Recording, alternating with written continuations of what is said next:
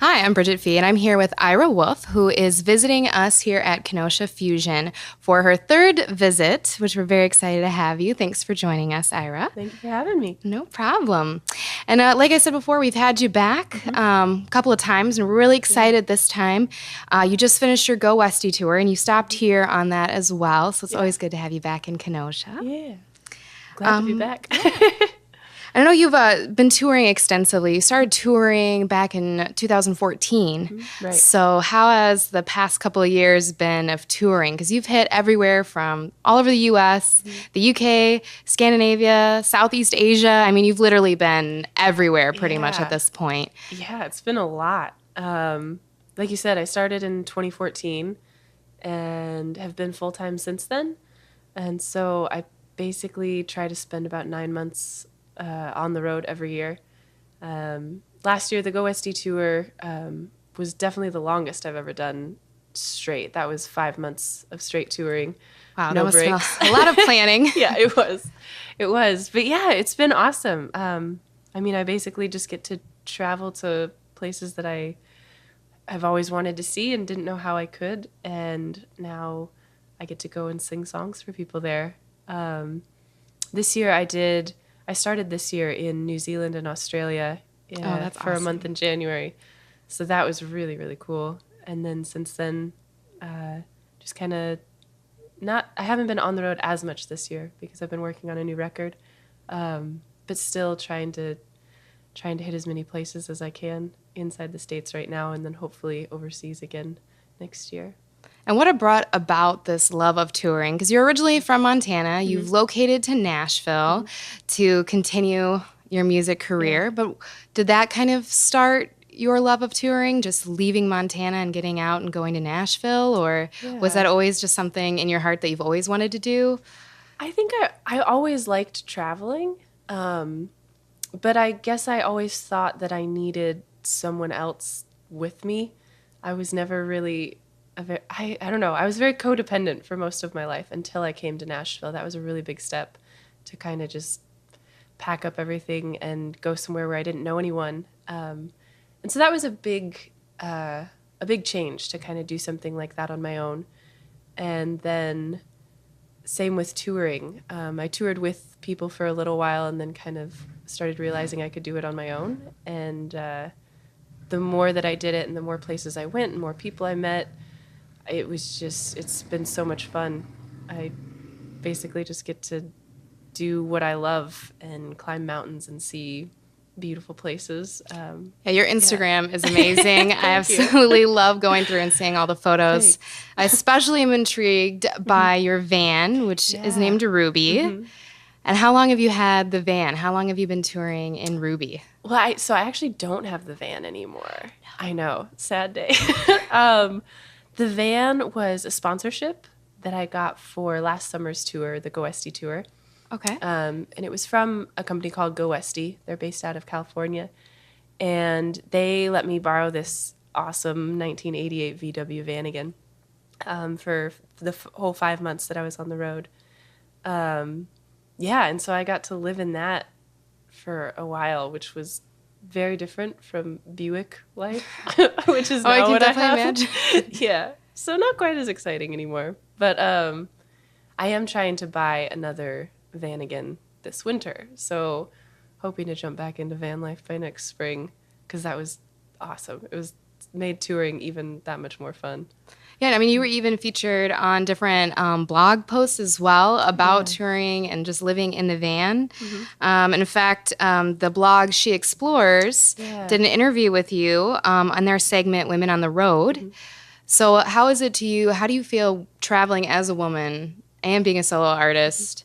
Do you think that it's changed you as an artist? Has it made you more independent? Have you learned more things about yourself through this process? Absolutely, definitely. I think being a female on the road obviously has its own unique challenges, but it also, for me, has been very rewarding. Like I've never felt incapable, which I think was something I kind of expected for some reason, is I needed someone to help me do things. Like you were saying, like just even the transition from Montana to Nashville with not knowing anybody, it seems like you were already stretching your wings pretty fairly early on. So yeah, kind of just getting out of those comfort zones a little bit. And being on the road alone means that you kind of have to take everything head on by yourself, which for me just made me more confident. Anytime that I had a struggle with something and then got over it, it was like, oh, I'm a capable human and I can handle things. And I meet so many more people. I think being alone, it kind of forces you to go talk to people and make new friends and realize how welcoming and friendly people all over can be. Well, I think that's the awesome thing about the music community. I know here at Fusion, we really strive to create a sense of family and a good, sincere connection, not only with, artists that are traveling in, but with our community as well of artists. So I think that that's something really amazing about the music community as a whole, is that no matter where you go, you can find that little piece of home, which I think Fusion definitely presents to the community a nice little music family, which is always good. Yeah. Yeah, and I mean, it feels like family every time I come back here now. It's, one of the more welcoming venues that I've played. And so it's nice to feel like I can just always pop back over and see some familiar faces and share new stories and new songs and new stories of the road. It's really fun. That's awesome. Now, you do have a love song about this van on your second album that you just released March of last year. The album's called Honest. And I think actually, the Ruby's going to be on the new album. Oh, yeah, that's right. Ruby's on the new album. I have 2 albums out. You're right. Honest was the last one I released. And then I have a third one coming out in September of this year, and Ruby will be on that one. And you just wrapped up last week, right? All of the songs? Yeah, we just got finished. It was like a 3-month recording process and we just finished everything last week. So now it's just kind of a waiting game, getting all the finishing production details figured out before we put it out in September. Well, I'm really excited. We're actually going to be able to listen to Ira's single on Ruby. Yeah. So what was kind of more of the inspiration? Was it just the traveling, or tell us a little bit about the song? It was the van itself. I had never had a love affair with a vehicle before, and that van was so cool. And it was nice to be on the road and feel like I had this one commonality, I guess, because you're waking up in a new place every day and meeting new people every day, and there's just not a lot of familiarity on tour for me. And so it was nice to have like this one thing that was the same every day. And I slept in the van, I cooked in the van. I was, that was like my safe zone where I could go away and do a lot of writing. And so then I got a lot of inspiration just from the van life in general. And then when I had to give it back, that was a really weird thing for me to feel like I was kind of giving away this home that I had made. And that's where the song was spurred from, I guess. Yeah, I think that would be kind of hard to give Ruby back after all of that bonding time on the road, and just even having it be your little home to create music and, kind of start your next journey as a musician and as a person.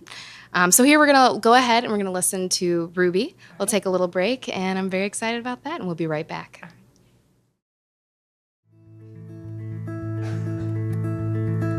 Ruby, she was made for going west, and did not protest my wandering ways. Ruby, she was pretty as they come, 28 years young and unafraid.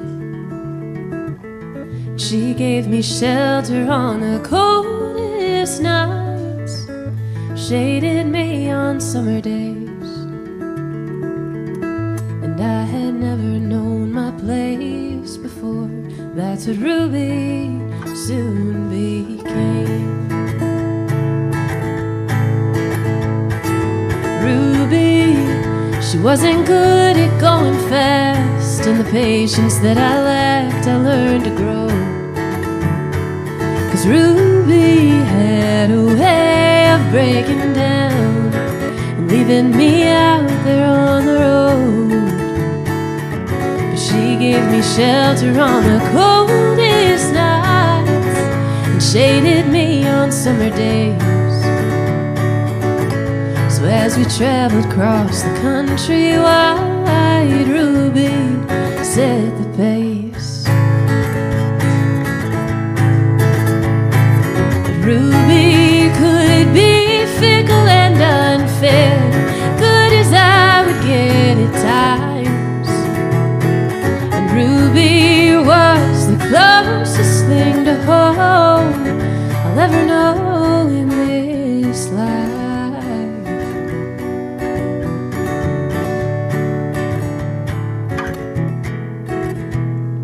But Ruby hit that California sand and slipped right through my hands eventually. Ruby, I guess I knew it all the time. She was never mine to keep. But she gave me shelter on the coldest nights, shaded me on summer days. Nothing ever felt like home again when Ruby went away. Nothing ever felt like home since when Ruby went away.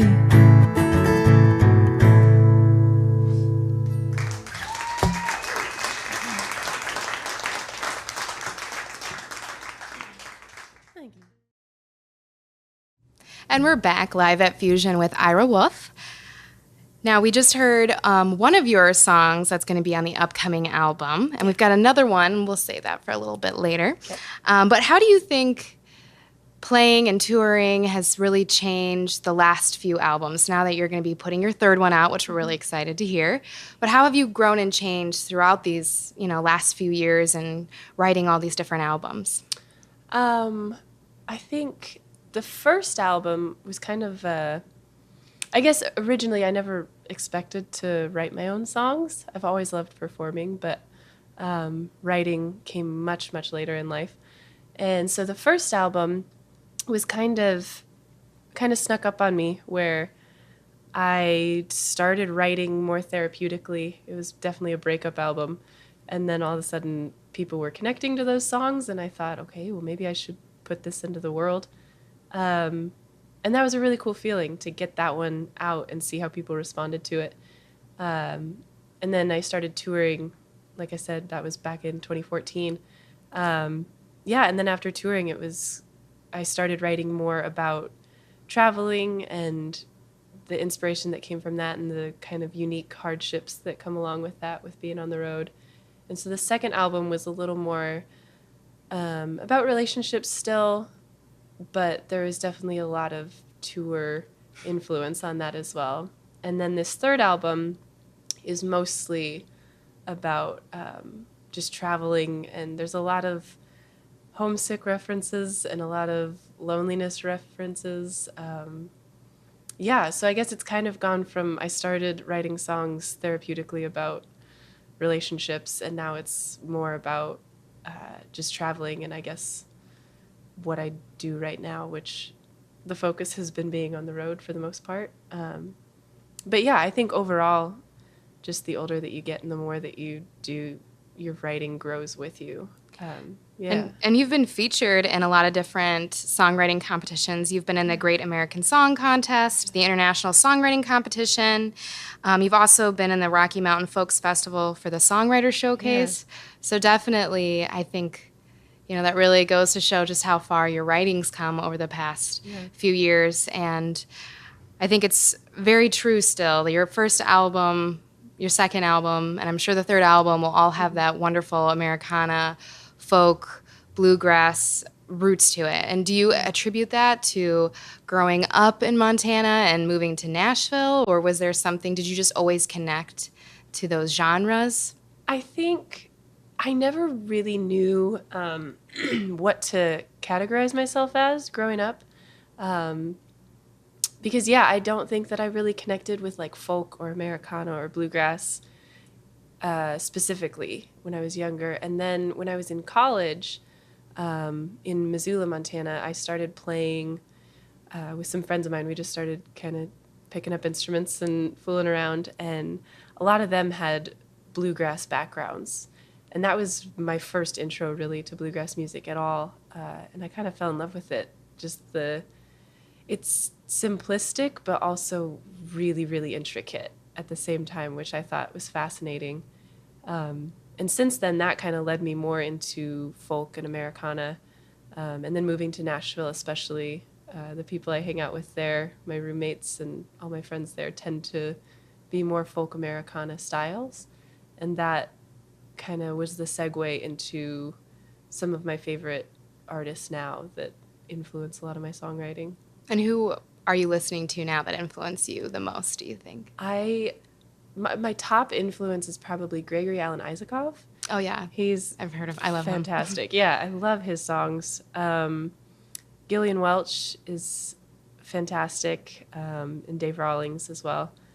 Kind of away from the Americana folk scene is Ben Gibbard from Death Cab for Cutie. I love Ben Gibbard. Yeah, very strong. Been a strong Death Cab fan for a long time. Yeah, so that one's kind of a random out there influence that's not necessarily in my genre, but I've always loved his writing as well. I think the wonderful thing about his writing is that he has so much heart, and you can really connect with his music, just like relatable. Listeners can connect with yours. So I think that strong pulse of trueness is something that kind of unifies music, and that's really interesting that you kind of pull from different genres. But I think that helps make everything kind of more well-rounded as a musician, because I'm sure you get new influences all the time, and just definitely, like you said, with touring, with meeting a bunch of different artists in the community, and not even just the community that you're in right now. You're traveling all over the place, so that's got to be pretty interesting to discover new artists and new friends, and kind of come together.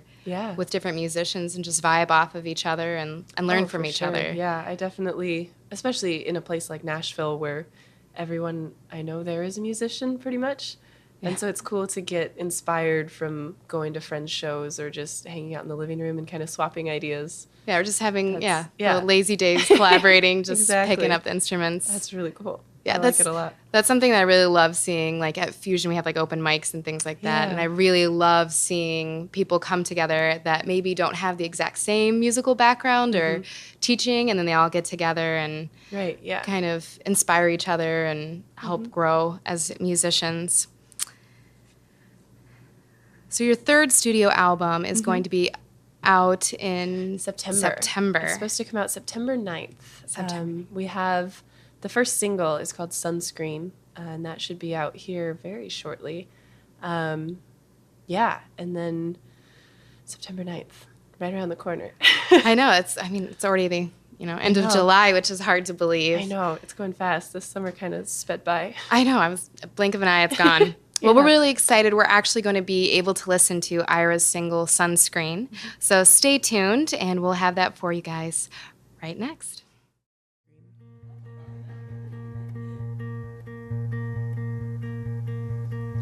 I want someone to remind me to wear sunscreen and take my vitamins when it slips my mind. I want someone who knows how I like my coffee and wants to share a bed for more than a night.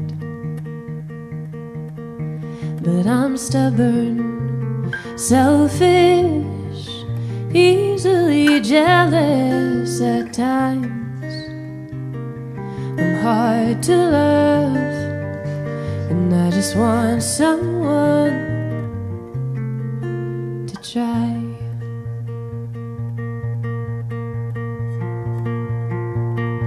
I want someone who knows that I'm not made for mornings and doesn't scold me for smoking when I drink. I want someone who listens when he's heard the story and gives me enough space to breathe. 'Cause I'm stubborn, selfish, and easily jealous at times. I'm hard to love, and I just want someone to try, to try.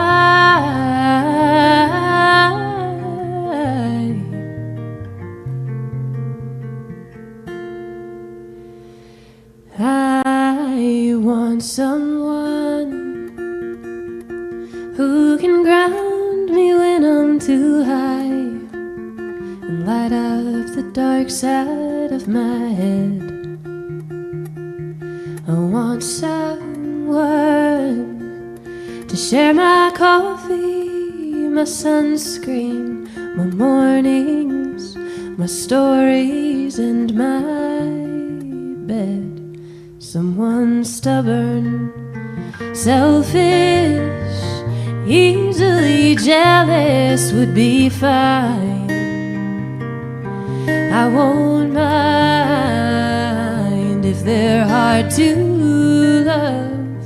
I just want someone to try.